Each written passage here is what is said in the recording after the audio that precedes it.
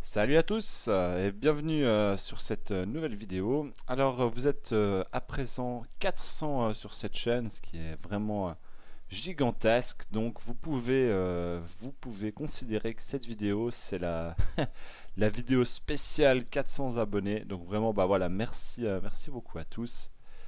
On va voir tout de suite aujourd'hui l'installation et la configuration de Proxmox. Alors j'espère que ce sera une vidéo un peu plus longue que d'habitude, je pense que ça le sera.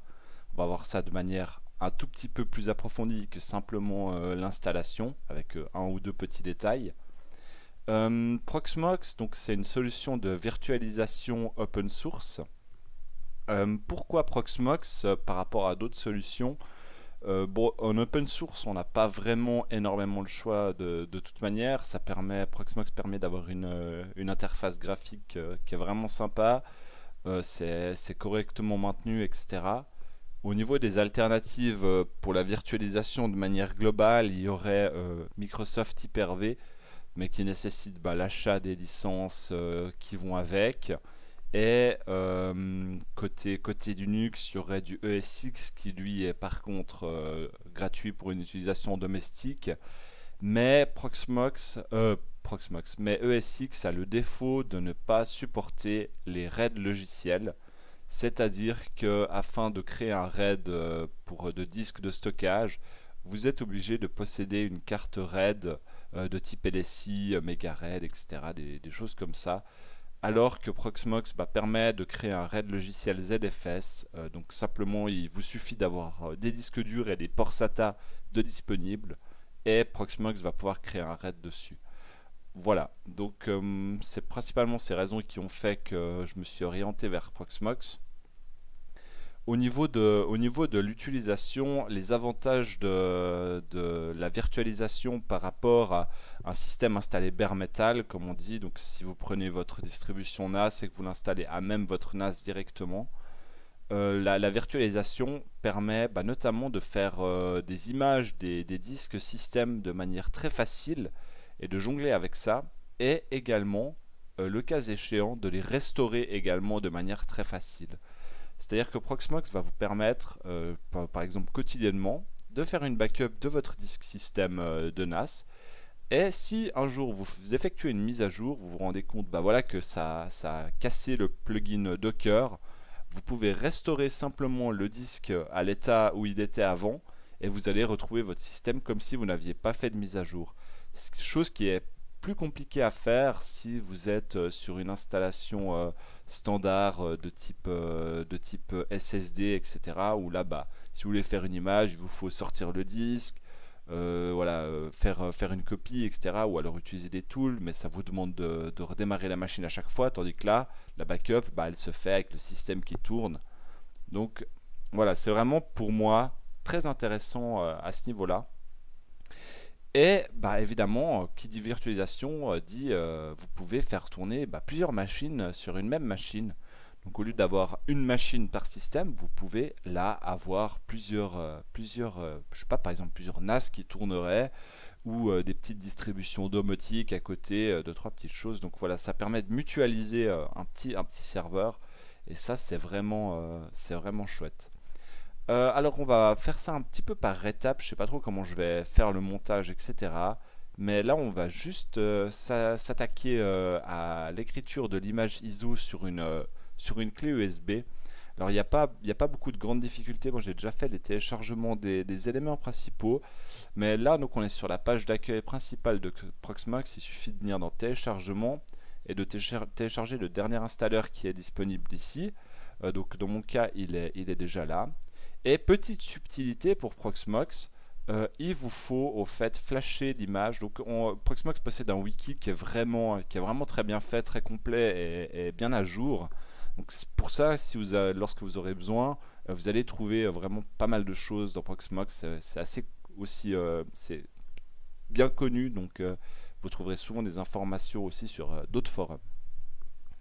Je disais donc il y a le wiki de l'installation ici qui se trouve là. Et puis, petite subtilité pour les installations sur les clés USB. Au fait, ça ne fonctionne pas avec Rufus ou UNetbootin. C'est-à-dire que vous allez pouvoir écrire l'image, vous allez pouvoir démarrer dessus, mais en cours d'installation, vous allez avoir des erreurs. Donc c'est vrai que ça prête à confusion, on se dit, bah l'écriture a marché. Alors non, elle n'a pas marché, et puis il faut faire avec, au fait, on va voir tout là en bas, il faut faire avec Etcher.io, Balena Etcher, donc qui est là. Donc on va voir ça tout de suite. Hop là, donc voici Etcher, donc c'est vraiment très simple hein, et très efficace, c'est assez reconnu Etcher, je vous le recommande si je ne l'avais pas déjà fait.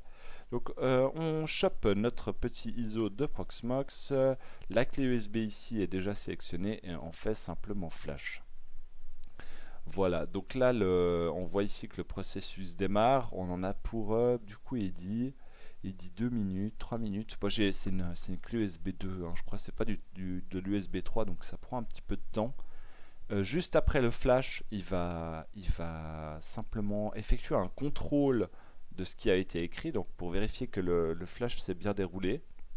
Et une fois que ça aurait été fait, on va passer à l'installation de Proxmox sur un serveur, et puis aux quelques petites configurations utiles qui peuvent être faites. Allez, encore 20 secondes. Voilà maintenant l'étape de validation, hein, comme on avait dit. Et voilà, démontage de la clé USB, le flash est terminé. Donc on va pouvoir à présent passer à l'installation.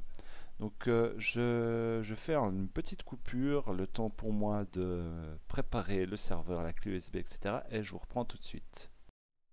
Alors, nous voilà partis pour l'installation.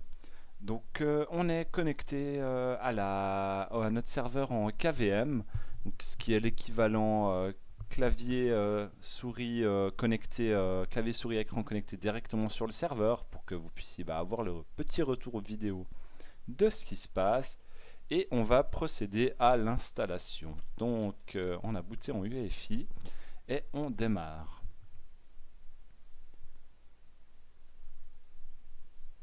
Alors il va nous lister ici, il nous fait un petit peu l'inventaire hardware, etc. Notamment les interfaces réseau, tous les disques connectés, etc. Pour pouvoir procéder à l'installation. Donc les interfaces LAN ne sont pas connectées actuellement. On voit là il fait des requêtes DHCP pour obtenir une adresse, mais elles ne sont pas connectées. On va les configurer entièrement à la main selon nos désirs. Donc la licence on accepte, et on va pouvoir ici procéder à l'installation de Proxmox. Donc au niveau des conseils pour l'installation, donc là on peut voir ici la liste des disques, hein. Oh, il nous affiche pas tout. Bon, on a en gros 5 disques de connectés, 3 disques de 3 Tera, un disque de 500 Go, et puis la clé USB qui nous détecte. Mais il faudrait éviter d'installer ça dessus évidemment. Je disais donc au niveau des conseils, pour le disque système, prévoyez un disque assez petit. Je pense qu'une centaine de gigas suffit largement. À savoir que de base, le système Proxmox n'est pas redondant. Donc là, si on fait Next pour procéder à l'installation, on n'aura pas le système d'exploitation qui est redondant. Donc tout ce qui va être installé dessus pourrait potentiellement être perdu en cas de défaillance du disque. Donc que ce soit toutes les configurations qui aient pu être faites, ou les VM qui seraient, les machines virtuelles qui seraient stockées. Donc voilà, un petit disque du coup, pour éviter simplement d'y mettre beaucoup de choses pour que le système d'exploitation reste le système d'exploitation. Maintenant, si vous prévoyez vraiment soit d'avoir des backups, soit d'avoir de la redondance, vous pouvez ici dans les options venir sélectionner un type de RAID pour créer ce que vous voulez. Donc ici, on a du ZFS, donc on a les équivalences, un RAID 0, RAID 1, RAID 10, etc. Dans notre cas, on va se contenter de X4, et puis on va installer ça sur le disque de 500 Go système, qui est ici, donc le Samsung 850. Voilà, donc si en l'état ce disque venait à être défectueux, on perdrait tout ce qu'il y a dessus. Donc soit vous faites un RAID pour le système, soit vous avez des backups à jour et fonctionnels et testés, hein, évidemment. Une backup non testée, on ne considère pas que c'est une backup, voilà, vu qu'on ne sait pas si elle est valide ou pas. Donc on sélectionne notre disque et on fait suivant. Donc par défaut, les options X4, etc., vous pouvez laisser, ça va très bien. Donc on fait suivant. Donc country, dans mon cas c'est Switzerland. Time zone Europe, Zurich, ça va très bien. Et clavier Swiss French, je crois qu'il n'y a pas de différence avec le Swiss German, mais on va aller comme ça.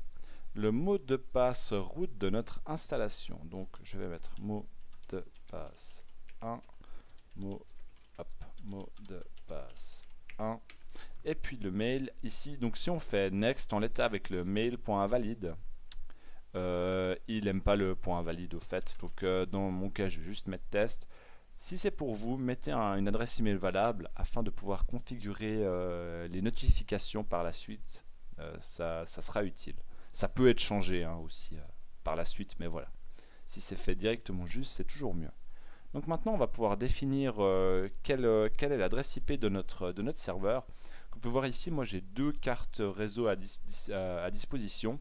Donc on va laisser la EN03. Peut-être que dans votre cas, vous en avez une seule ou vous en avez plus aussi, hein, c'est tout à fait possible. Maintenant, bon, de nouveau, paramétrage IP signifie que vous devez savoir dans quel sous-réseau IP vous vous trouvez. Donc, c'est pas le sujet de cette vidéo. Il y a des tas de très bons tutos sur Internet, mais voilà, il va falloir configurer maintenant les paramètres IP de notre serveur Proxmox. Dans mon cas, le FQDN, je vais laisser PVE et puis on va mettre .test.labo comme FQDN, donc FQDN Fully Qualified Domain Name, donc nom d'hôte entièrement qualifié. Adresse IP 10.0.0.243, on va mettre ça tout au bout de range. Le netmask, donc le masque de sous-réseau ici est correct pour mon infrastructure, mais ce sera généralement le cas, je pense, à moins que vous soyez dans une grande entreprise. Gateway 10.0.0.1 et puis le serveur DNS est identique, donc 10.0.0.1 également. Donc on a nos paramètres IP corrects, on va pouvoir faire suivant. Et donc petit récapitulatif de l'installation, hein, sur quel disque on va installer, quel est le format, des paramétrages de langue, etc. On fait installer et c'est parti. Je vous reprends dès que c'est terminé. A tout de suite.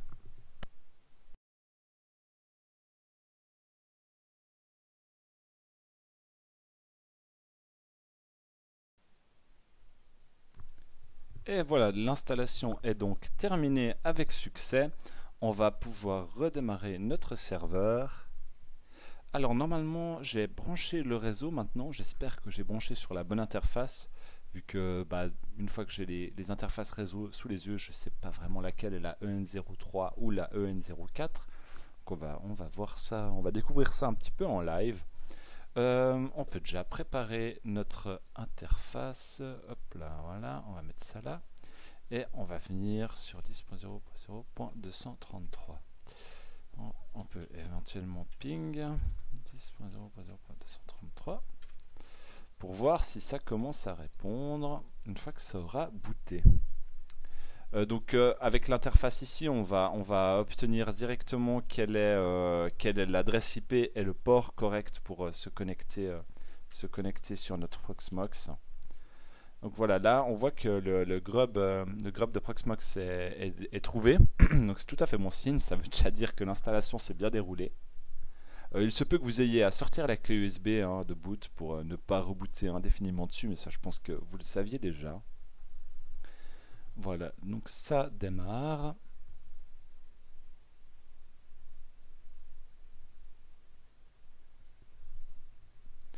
Ah ouais, mais évidemment, l'adresse IP est fausse, j'avais mis 243 et non pas 233. Alors, du coup, si on va en 243, hop là, 2.8006, et puis on voit ici, on est en HTTPS, donc HTTPS, c'est important, sinon ça ne fonctionne pas. Et voilà, ça fonctionne. Donc le message de sécurité du certificat SSL apparaît. C'est tout à fait normal. Donc on peut faire accepter les risques et continuer. Et nous voilà sur l'interface de base de notre Proxmox. Donc ici, le login qui nous est demandé, c'est le mot de passe qu'on a créé lors de l'installation. Donc le username est root et le mot de passe est mot de passe 1. Voilà. Petite spécialité de Proxmox, on a la possibilité d'avoir une licence valide pour posséder et pouvoir recevoir les mises à jour entreprises au fait qui sont proposées par Proxmox. Donc dans notre cas, on va voir comment déjà enlever ce message qui apparaît à chaque connexion, je crois, une fois par jour, quelque chose comme ça. Il y a un moyen de s'en débarrasser si on ne souhaite pas être dérangé, voilà, régulièrement. Voilà, c'est votre choix. Moi, il me dérange. J'ai envisagé d'acheter la licence juste pour ce message, mais voilà, il y avait des alternatives donc qui sont tout à fait légales. Hein, ça ne va pas à l'encontre de la licence. Hein, on est sur un système open source. Donc on peut faire OK pour quitter ce message et nous voilà connectés directement sur notre Proxmox. Alors je vous laisse juste un petit instant le temps de préparer le tout et je vous reprends pour passer aux configurations. Voilà, à tout de suite. Voilà, à tous. Bon, la coupure n'a pas été longue pour vous, mais je me suis juste préparé de mon côté avec les deux trois petites choses qu'on va voir maintenant. Donc il va s'agir de créer le RAID pour ZFS pour notre stockage, tout simplement. Supprimer le message d'alerte pour la licence, donc la subscription qu'on a vu avant. Et puis ensuite, on va voir pour les mises à jour, parce qu'on va voir qu'il y a un petit quelque chose à faire pour avoir les mises à jour de manière correcte. Alors on va tout de suite s'attarder sur la création du RAID. Donc pour ça il suffit de venir sur PVE, donc PVE qui représente notre hôte. Hein. Si on avait plusieurs autres Proxmox, ils viendraient se mettre là en dessous. Donc PVE, et puis sous disque, on peut voir ici tous les disques connectés à notre système, et on va venir dans ZFS afin de créer notre RAID. Donc on va venir ici sur Create ZFS, on va le nommer, donc dans notre cas on va appeler ça Data, tout simplement.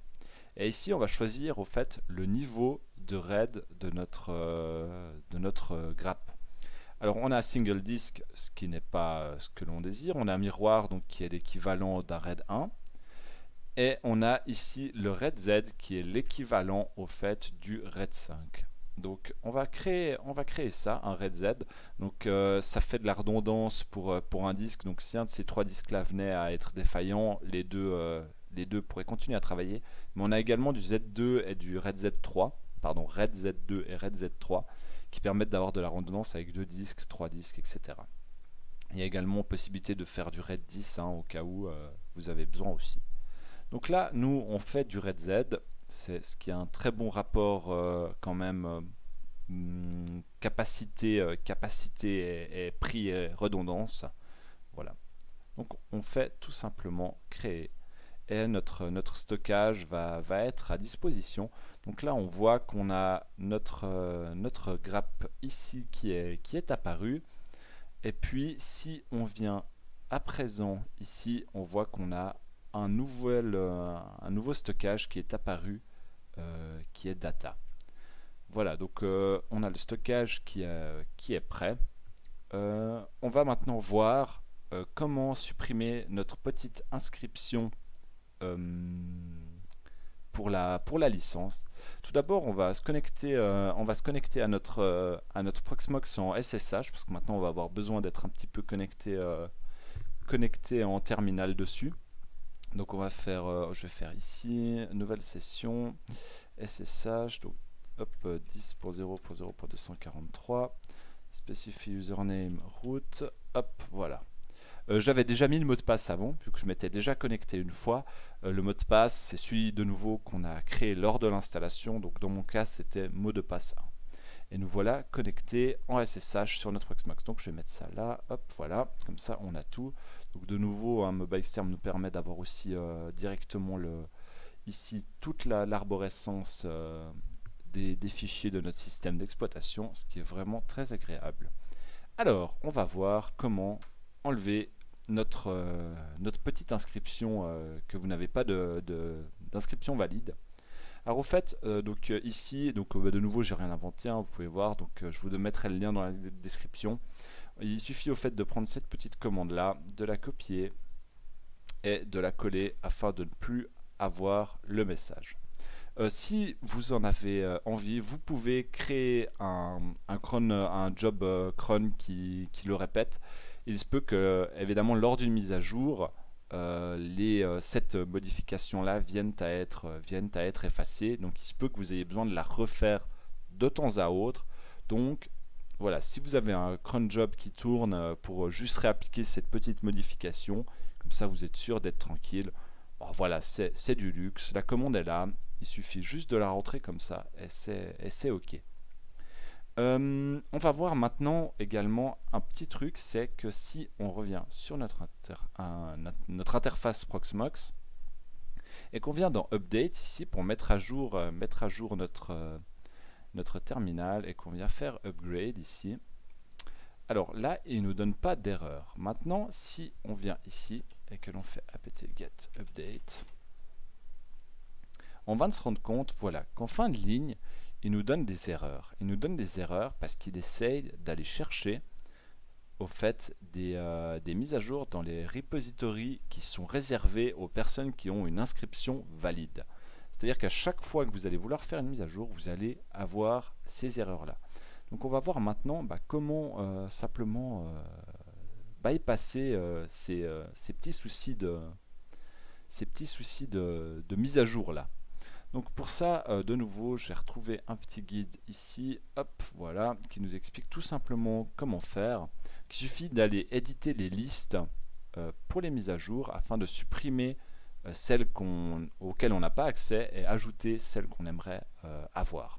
Donc pour ça, il suffit d'aller dans etc apt et source list. Donc on peut aller directement ici dans cette arborescence, donc etc apt, hop là, apt. Et ici, on a donc source list, et puis on a ici, comme il l'indique, la source list.d et le PVA Enterprise. Donc source list.d, PVA Enterprise. Donc on peut venir éditer ça. Voilà. Et là, simplement, devant cette ligne, pour ne pas la supprimer, on va mettre un petit hashtag donc pour commenter la ligne. On enregistre. Hop là, voilà. Maintenant, une fois que ceci est fait, on peut revenir dans Source List, ici, à nouveau l'éditer, et on va venir ajouter cette ligne-là, afin d'avoir accès au repository qui n'est pas entreprise, au fait. Voilà, tac, donc tout simplement, on enregistre, oui, voulez-vous appliquer oui, voilà, c'est fait, et donc maintenant, si on refait un petit apt-get update, nous n'avons plus d'erreur lors de la recherche. Puis on voit ici qu'il a été cherché dans le PVE subscription les packages pour les mises à jour. Donc maintenant on peut revenir également dans Proxmox et si on vient faire refresh, donc de nouveau là on a le petit message, c'est à cause du cache, il faut vider le cache pour ne plus avoir le message. Donc là en fait le message d'erreur qu'on a eu ici, on l'aurait eu là également si j'avais fait refresh. Au fait, simplement, c'est refresh étant l'apt-get update, hein, on peut voir là. Voilà. Donc là, on ne l'a plus parce que ça a été corrigé de l'autre côté. Et on peut à présent simplement effectuer la mise à jour de Proxmox directement en ligne de commande ici. Et tous les packages vont être mis à jour, y compris les packages propres à Proxmox, afin de posséder voilà, les dernières mises à jour qui nous sont mises à disposition par la distribution. On va laisser cette mise à jour se terminer. Je vais à nouveau repréparer 2-3 petites choses, notamment pour voir un peu l'état du RAID, la gestion. Et puis on va quand même aller se créer une petite VM là-dedans. Donc dès que ça se sera terminé, je ferai une petite coupure et je vous reprendrai juste après.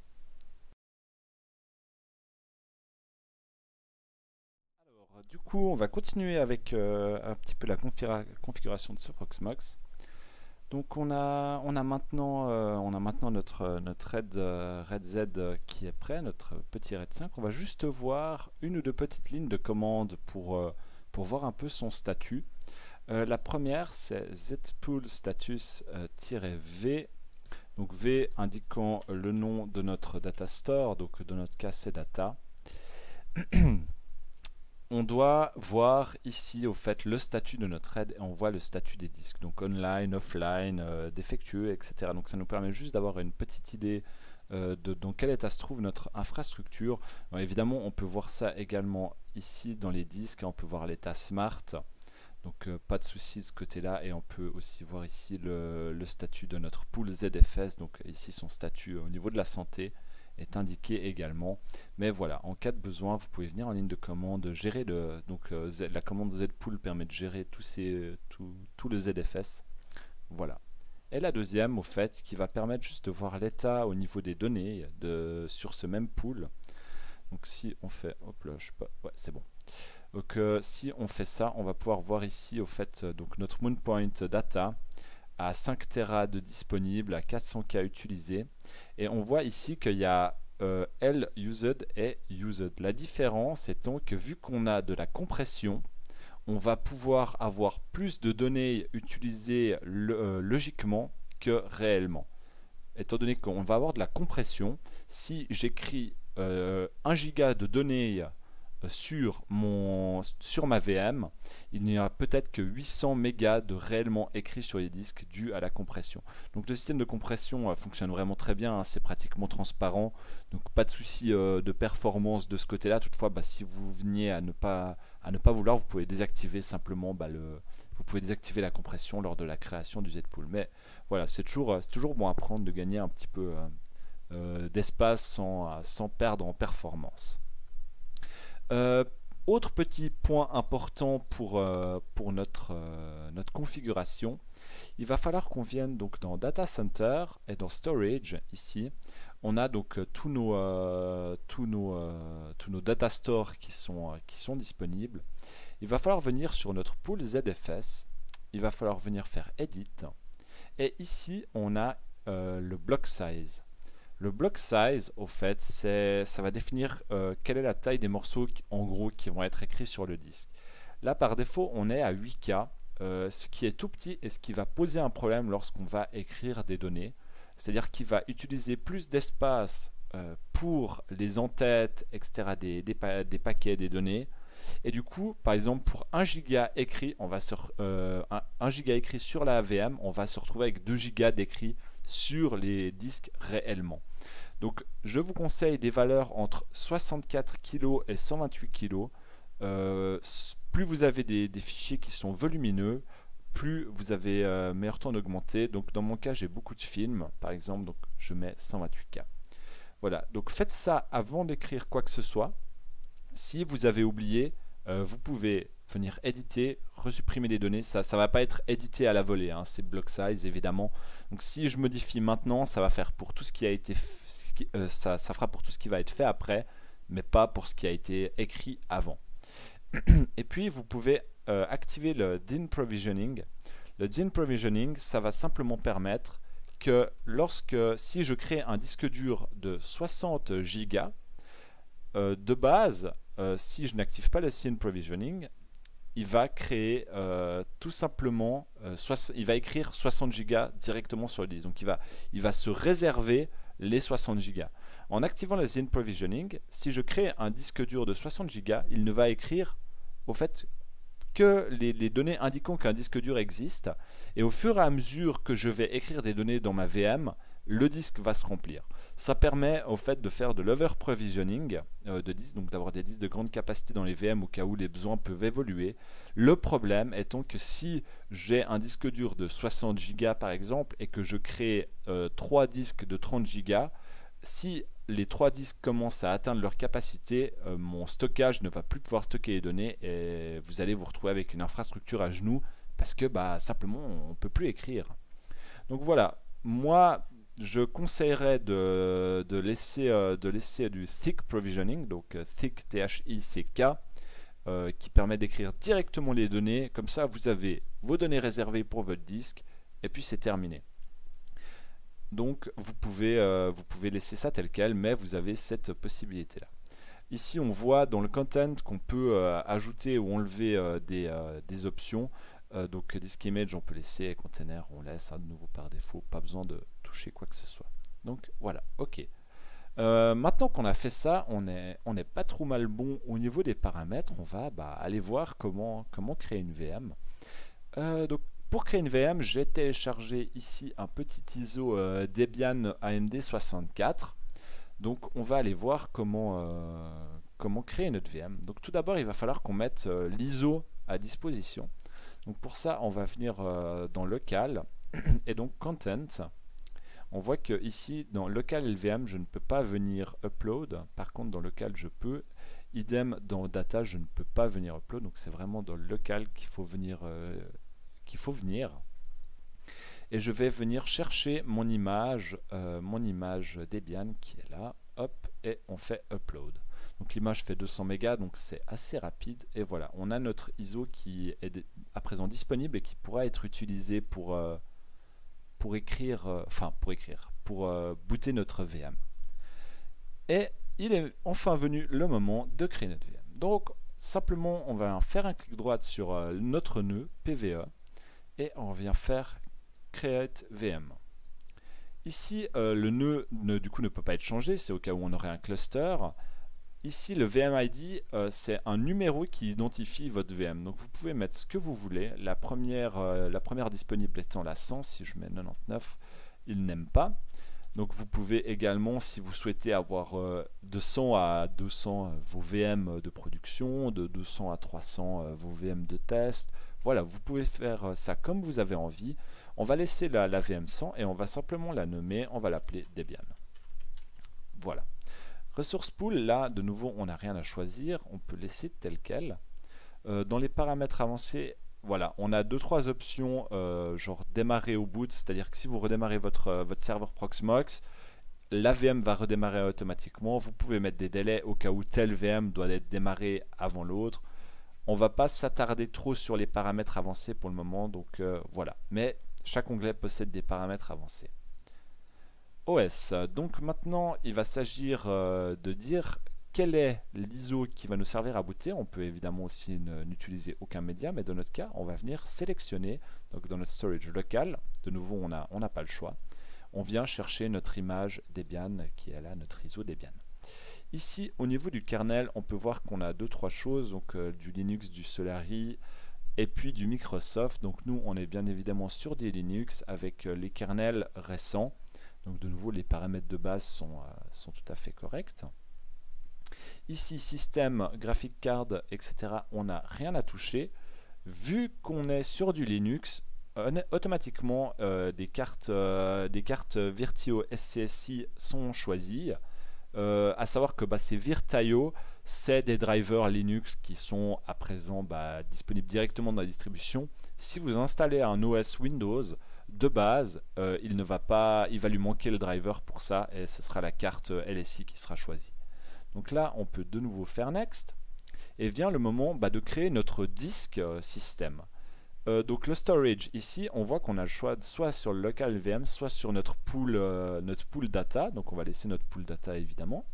Et ici, on vient choisir la taille de notre disque. Ne faites jamais des disques trop gros. C'est très facile d'augmenter la taille, il est par contre très difficile de la réduire. Donc partez toujours sur des disques le plus petit possible et ensuite augmentez la taille au fur et à mesure que cela devient nécessaire. Donc dans notre cas, on va laisser 32 Go. Mais par exemple, si vous deviez créer un serveur Windows, par exemple, partez sur un OS à 60 Go et au besoin, ajoutez un disque ou augmentez la taille. Voilà. Ici, le format, vu qu'on est sur du pool ZFS, on n'a pas le choix du format, ce sera automatiquement du point .RAW. Maintenant, si vous montez un partage NFS et IFS, vous allez avoir d'autres possibilités, notamment du QCOW2, voilà, d'autres formats d'images. Mais là, dans notre cas, afin de supporter au fait les snapshots et tout ce genre d'options, il est nécessaire que ce soit du format RAW. Donc on va continuer comme ça. Donc de nouveau, cache, etc., on ne va pas s'y intéresser. Viennent maintenant les paramètres CPU. Donc par défaut, on a un émulateur CPU KVM64.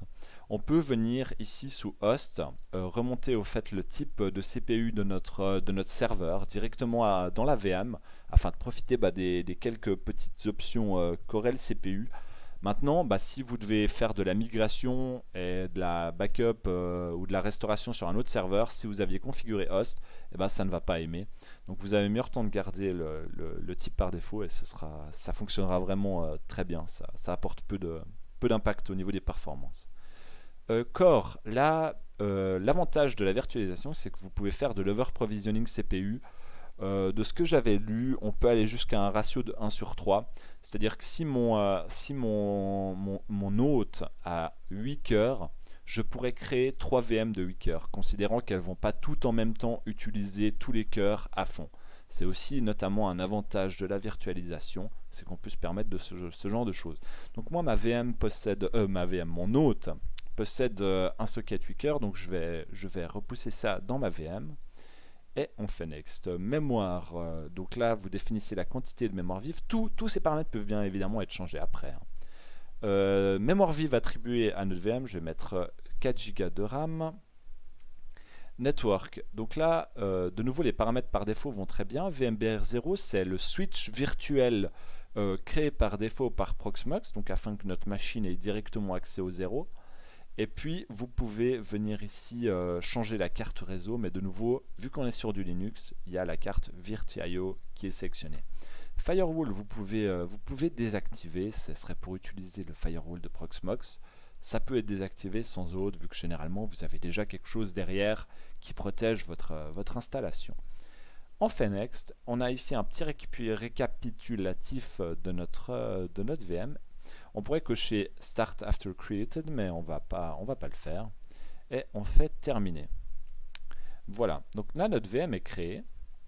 On va juste venir voir ici dans notre stockage. On voit là, ici, dans Data, on peut voir qu'il a écrit des données, au fait, pour 32 Go. Contrairement à si j'avais sélectionné l'option DIN Provisioning, si j'avais sélectionné cette option, il n'y aurait pas 32 Go d'écrit. Mais là maintenant, notre système a réservé cet espace-là pour cette VM et on n'aura pas de problème si toutes les VM venaient à utiliser complètement l'espace qu'on leur avait attribué. On peut voir ici que notre VM est disponible. Donc ici, on peut revenir voir tous les paramètres de cette machine virtuelle. Et on a ici des statistiques d'utilisation. Donc si vous voulez venir changer quoi que ce soit, vous pouvez revenir là, corriger un paramètre ou l'autre, ajouter un disque ou en enlever un, etc. Donc on va tout de suite démarrer cette VM. Hop. Et puis en se rendant, donc là on a ici le log PVE. Et si on vient dans console, on verra qu'on peut accéder à la console à l'interface graphique de notre console pour venir poursuivre l'installation. Il existe plusieurs modes de connexion, hein, donc on peut notamment faire ça comme ça pour posséder directement une petite fenêtre. Et si on change, on voit directement que ça modifie des deux côtés. Voilà. Donc on a fait gentiment le tour de notre installation Proxmox. Je vous ai fait un peu découvrir les quelques points vraiment importants que j'ai trouvé importants lorsque j'ai mis en installation cette infrastructure Proxmox. Alors on n'a pas vu ici la configuration des mails, les backups et ce genre de choses.